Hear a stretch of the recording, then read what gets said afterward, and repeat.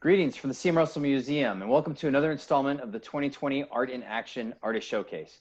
I'm Executive Director Tom Figarelle, and thank you for joining us. As many of you know, we've had to change our Art in Action event, which is a great component of the annual Russell exhibition and sale. Art in Action is an exciting variation of a traditional quick draw, where nationally known artists have several hours to finish a piece of work while they interact with you, with patrons, with the public, with folks that are there to participate in Art in Action and the Russell exhibition and sale. So obviously, given the constraints of the pandemic, we're having to do this all remotely. So what you won't see is an artist in person completing a work of art. But what hopefully these showcases provide you is a glimpse into that artist's thought process, how they're doing right now, and give you just a glimpse of that conversational aspect of Art in Action that otherwise you just wouldn't have. So we appreciate you joining us, and we also want to recognize D.A. Davidson Companies for their support and sponsorship to the C.M. Russell Museum and of the Art in Action event. They also underwrite all of our educational programming at the C.M. Russell Museum, allowing us to advance the art and soul of the American West. So we thank D.A. Davidson Companies for their support. And we want to thank our guest today. We have Caleb Meyer with us, fan favorite of Art in Action. Caleb, thanks for being here.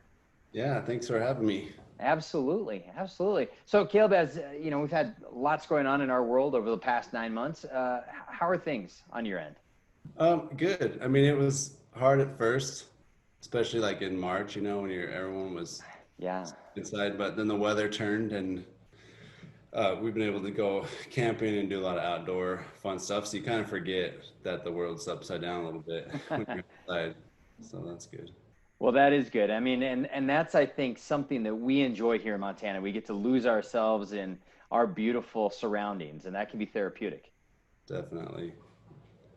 Well, Caleb, you're no stranger to the C.M. Russell Museum, to the Russell exhibition and sale, and to Art in Action.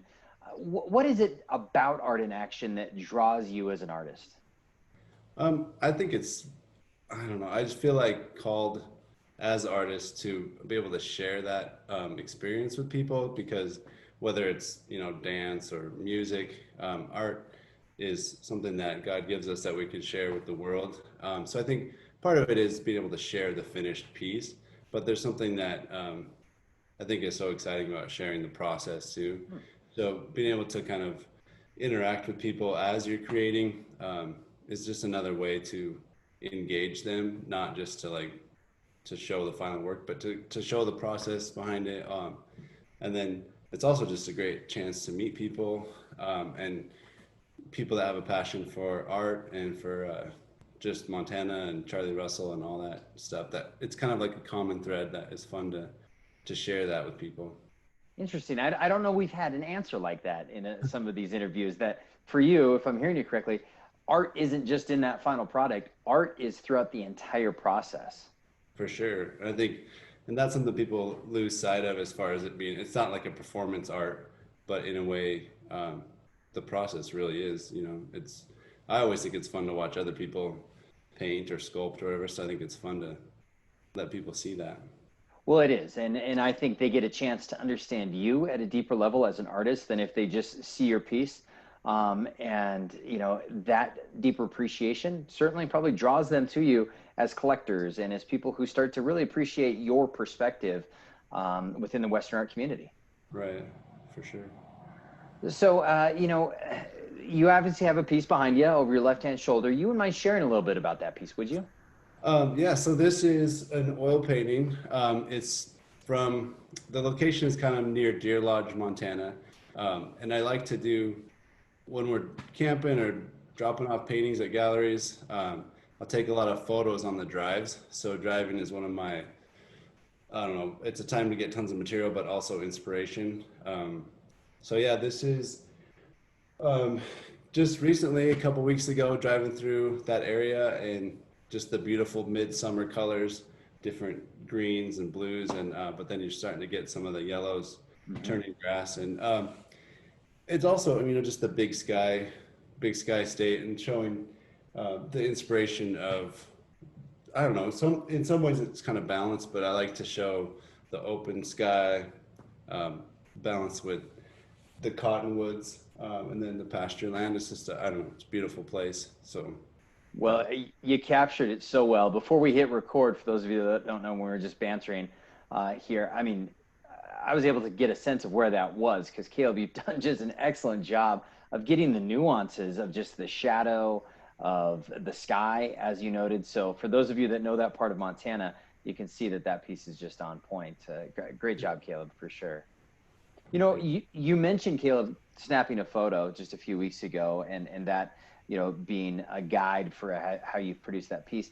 Share with us a little bit your just overall creative process. Is photography always a part of it? And then, you know, even if it is or isn't, how else do you then just approach an inspiration and get it into a final product? Yeah, so I mean, I think photography is a huge advantage that we have now. I think it can be somewhat of a crutch if you lean on it too much. Um, but you know, during the summer, I'll do a couple of plein air events where we're actually, you know, in the open space painting, and it's super fun, but it's super challenging, and you learn so much. Sometimes it's kind of fun to struggle with that because then when you're working in the studio, it seems like it's easy. Right. And on those trips, I'll do photographs and do paint, you know, do a painting of the area, and then sometimes I'll work that back, you know, kind of combine the two, sort of, where I'm able to work through a concept. So yeah, I think photography makes it a lot easier, but it's also so important to still go out and paint live, paint, you know, still lifes, things that you're actually just having to translate the information.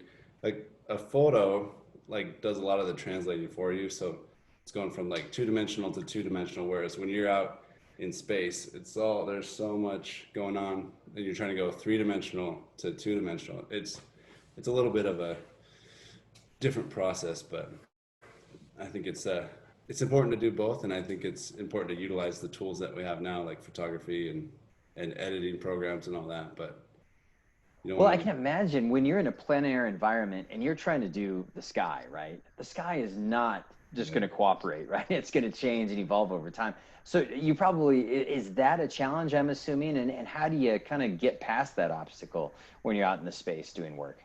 Yeah, so plein air stuff, you know, a lot of people work smaller because of that. So you're just Okay. it's going to be a lot smaller piece. But I don't know. I think that's the fun thing too, is the challenge is just to paint really fast. So you're like working through an area before it changes. And there's also times where you just are working from memory. So if you like the lights coming through a tree or something, and you just try to capture as best you can, and then when it changes, you just try to remember what it was that inspired you and work towards that. Well, and probably the more that you're out there in the environment, you understand how changes can impact shadows and then how you need to adjust color accordingly. Is that probably an appropriate way to Yeah, say that? yeah, and I mean I've heard of people that they'll go to the same place for like days in a row. I've never been able to like have that kind of patience where you're like we'll work on the same painting in the same place outdoors for like a week. So yeah, it's a lot of, and I've also noticed a lot of times there are a few days, the events, and by like the third or fourth day, it's so much easier. It's like the first day, it's just trying to figure out, you know, how to translate it, how to process all that information. But our brains are amazing, and you can kind of pick it back up and keep rolling. Excellent. Excellent. Well, Caleb, thanks for sharing today. Thanks for being a part of this artist showcase. But, you know, most of all, thanks for being a great friend to the CM Russell Museum and a supporter of Art in Action. Yeah, thank you guys, and also thanks to all the supporters and all the great people that I've got to meet and help support the event and the museum. Well, I know they'll miss you, Caleb. We'll miss seeing you in person, but hopefully next year cooperates a little bit better for us. Yeah, that sounds great. I look forward to it. Absolutely. And thank you all for joining us for this latest edition of the Art in Action Artist Showcase. Once again, we thank D.A. Davidson Companies for their support of the CM Russell Museum, their sponsorship for Art in Action. We also want to thank Ann and Larry Martinez, who are the sponsor of Caleb Meyer in Art in Action. Ann and Larry and all the sponsors of Art in Action for specific artists provide their direct support and impact to the CM Russell Museum's mission. So Ann and Larry, we thank you for your support as well. Once again, everyone, thank you for joining us. We're out here.